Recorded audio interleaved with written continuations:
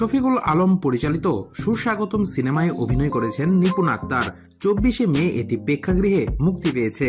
Cinema ও সমসাময়িক নানা বিষয়ে এই অভিনেত্রী কথা বলেছেন দেশের একটি গণমাধ্যমের সঙ্গে। যুক্তরাষ্ট্র থেকে নিপুণ বলেন, সুস্বাগতম সিনেমার গল্পটা খুব পছন্দ হয়েছিল, কারণ এ ধরনের গল্প আমাদের চলচ্চিত্রে খুব একটা দেখা যায় না, তাই কাজ করতে রাজি হয়ে যাই। আমাকে এখানে অর্চিতা স্পর্শিয়ার মায়ের চরিত্রে দেখা যাবে। তিনি আরো বলেন, এ ধরনের গল্প সাধারণত মানুষের কাছে পৌঁছে দেওয়া উচিত, এতে তরুণ তরুণীরা বড় স্বপ্ন দেখতে অনুপ্রেরণা পাবে। কথোপকথনের এক পর্যায়ে উঠে আসে বাংলাদেশ চলচ্চিত্র শিল্পী সমিতি প্রসঙ্গ। তখন অভিনেত্রীকে প্রশ্ন করা হয়, সম্প্রতি এফডিসিতে ব্যানার নিয়ে মিছিল হয়েছে, সেখানে প্রশ্ন তোলা হয় নিপুণ এত টাকা কোথায় পান। জবাবে এই অভিনেত্রী বলেন, শিল্পী সমিতির নির্বাচনের আগে ঢাকার তাঁতীবাজারের মুকুট জুয়েলার্সে 13 লাখ টাকার গয়না বিক্রি করেছি।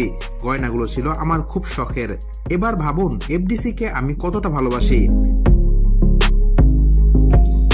নিপুণ আরো বলেন, একজন মেয়ে প্রয়োজনে তার অন্যান্য প্রিয় জিনিস বিক্রি করলেও গয়না সহজে হাতছাড়া করে না, কিন্তু আমি সেটি করেছি, কারণ নির্বাচনে প্রতিদিন আমার কর্মীরা প্রচার প্রচারণায় খেটেছেন, কাজ করেছেন, পাশাপাশি পোস্টার ব্যানার করতেও খরচ হয়েছে।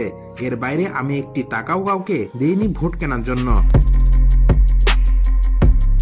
চ্যালেঞ্জ ছুড়ে দিয়ে শিল্পী সমিতির সাবেক এই সাধারণ সম্পাদক বলেন, গয়না বিক্রি করেছি কিনা তার সত্যতা যাচাই তাঁতীবাজারের মুকুট জুয়েলার্সে যান, খোঁজ নেন, প্রমাণ পেয়ে যাবেন। তাছাড়া দেশে ফেরার পর আরো অনেক প্রমাণ দেব।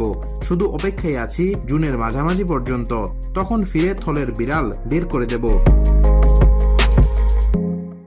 প্রসঙ্গত, বাংলাদেশ চলচ্চিত্র শিল্পী সমিতির 2024-26 মেয়াদের নির্বাচন অনুষ্ঠিত হয় গত 19 এপ্রিল।